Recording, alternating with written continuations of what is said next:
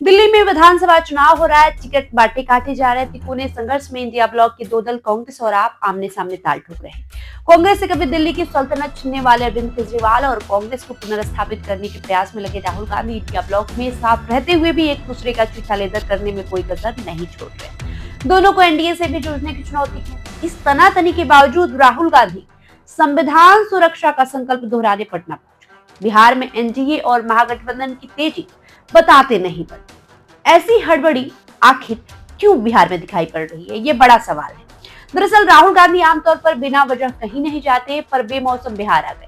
आदतन संविधान पर संकट का रोना रो गए। लालू यादव से मिलने राबड़ी देवी के आवास पहुंचे और तेजस्वी यादव ने अंबेडकर की तस्वीर उन्हें भेंट भी कर दी। अपनी पार्टी के लोगों को भी राहुल सचेत कर गए कि सीटों के सवाल पर लालू तेजस्वी से पंगा नहीं लेना है। जाहि विधि बेरखे चुपचाप वैसे ही रहना है। राहुल ने नीतीश कुमार और तेजस्वी यादव की बहुचर्चित जाति सर्वेक्षण पर सवाल उठा दिया, उसे फेक बता दिया। बवाल के लिए उनका एक बयान काफी रहा। राजद नेता तो इस मुद्दे पर कुछ भी नहीं बोल रहे, लेकिन एनडीए के नेताओं को बोलने का बड़ा मौका मिल चुका है। इसे लेकर बिहार की सियासत गर्म हो गई है। तेजस्वी यादव ने रुक रुक कर कई चरणों में अपनी यात्रा हाल ही में पूरी कर ली है। राजद अब अगले कार्यक्रमों का योजना बनाएगा। वहीं राजद की राष्ट्रीय कार्यकारिणी की बैठक भी 3 दिन पहले हुई है। पार्टी ने लालू यादव के बराबर तेजस्वी को दलगत फैसलों का अधिकार दे दिया है, यानी गठबंधन, सीटों शेयरिंग, सिंबल वितरण और उम्मीदवार चयन जैसे काम अब तेजस्वी अपनी मर्जी से कर सकेंगे। पावर मिलते ही तेजस्वी पूरे फॉर्म में आ चुके हैं। अपने नेताओं को उन्होंने साफ साफ कह दिया है कि परफॉर्म नहीं करने वालों की अब खैर नहीं, यानी पार्टी उन्हें ढोने वाली नहीं है।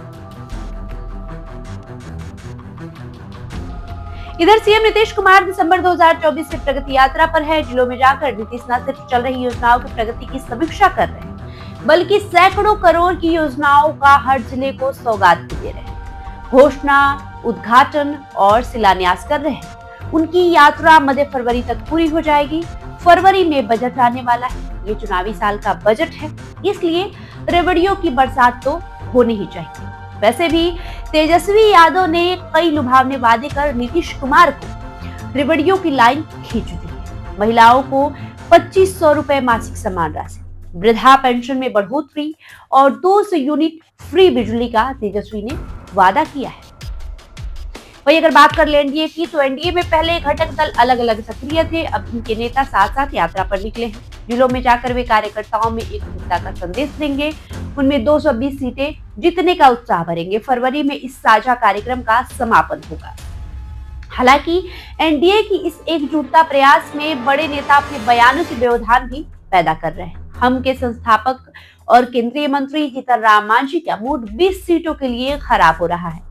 इधर लोजपा रामविलास के अध्यक्ष और केंद्रीय मंत्री चिराग पासवान एनडीए के विरोधी बने बीपीएससी अभ्यर्थियों के मुद्दे पर प्रशांत किशोर के साथ खड़े दिखाई पड़ रहे हैं।